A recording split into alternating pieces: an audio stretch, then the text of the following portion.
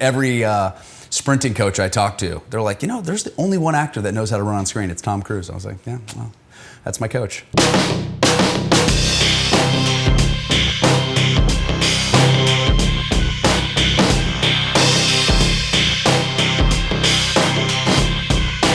Whoa!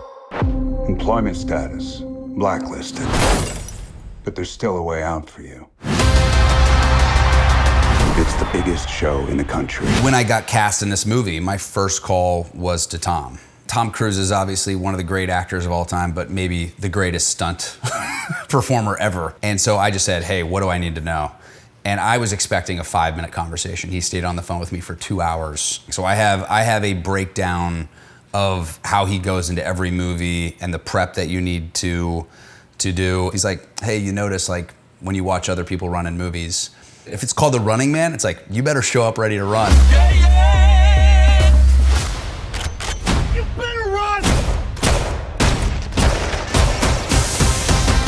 I was very, very grateful to him because not everybody, you know, especially people at his level, send the elevator back down and say like, hey, like, let me bring you into the fold, let me protect you, let me show you how to do this right. His main thing was really making sure that your body's like bulletproof.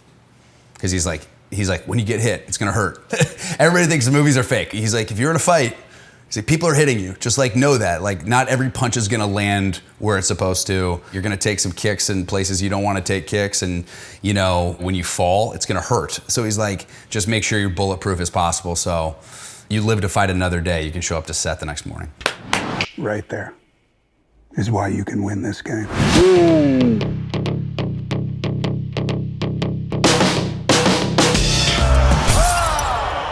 And get your family out of Slumside for good. I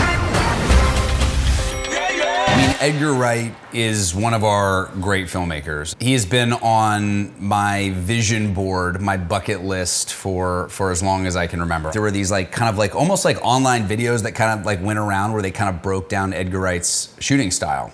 And what made me love Edgar Wright so much is that he had such intention behind every shot. And I just always like that when there's like a dance with a filmmaker where you know that they're not just trying to capture something, because the camera really is this amazing instrument, you know, what you're choosing in terms of the lenses and how you're framing it up and how it moves.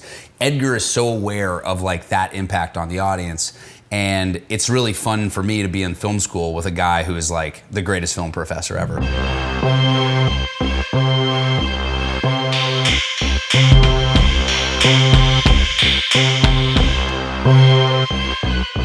He slaves over these shots that may exist for a second in the movie, but you know, in the aggregate, over the course of a movie, it has incredible impact. I mean, when I say prepared, I mean there will sometimes be a musical track in my ear so that I am hitting things to a cadence, that looks are done on a musical cue and things are rack focused. It's that level of awareness, whether the shot lasts for, you know, 10 seconds, whether it lasts for, you know, a tenth of a second, he slaves over it. And I think that level of, you know, care is why his movies are so great. Stop filming me! There's a difference in the investment of an audience when they know it's you. You can always kind of tell when there's like a double, the way they're cheating it, the way they're framing it is trying to like hide the face. There were times where like Edgar would be like shooting something and I'm getting rocked, like I'm getting thrown over like off of roofs and over walls and taking real punches to the gut. And I'm like, Edgar, that looks like you're shooting it like there's a double. Like like, if I'm gonna be taking a shot to the face, like please let them know it's me, that I'm like putting my body on the line to entertain them. That's the kind of entertainers I like, is people that don't compromise on that they wanna do it right. You leave with a couple bruises, you leave with some scars, but at the end of the day, that's what this job's about. It's like, you don't want to half-ass it. That's the spirit. This is America, goddammit! And we don't put up with no bullshit!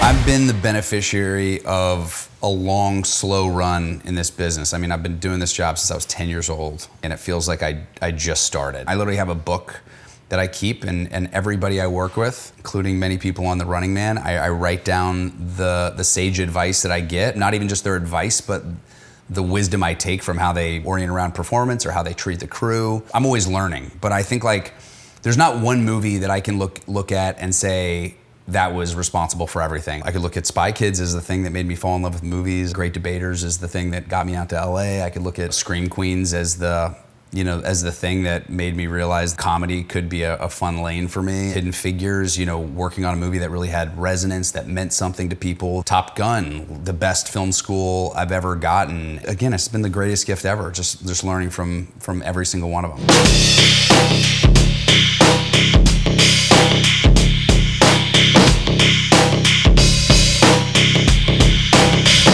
I'm really trying to not only not let audiences get bored of what I'm doing, but also not letting myself get bored of what I'm doing. I think if you feel too safe going into a movie, if you're like, oh, I got this, that means it's probably wrong. Everything I've done in the last little bit, everything I have coming up scares the shit out of me, and that's a good thing. I'm still here, you shit eaters. Oh!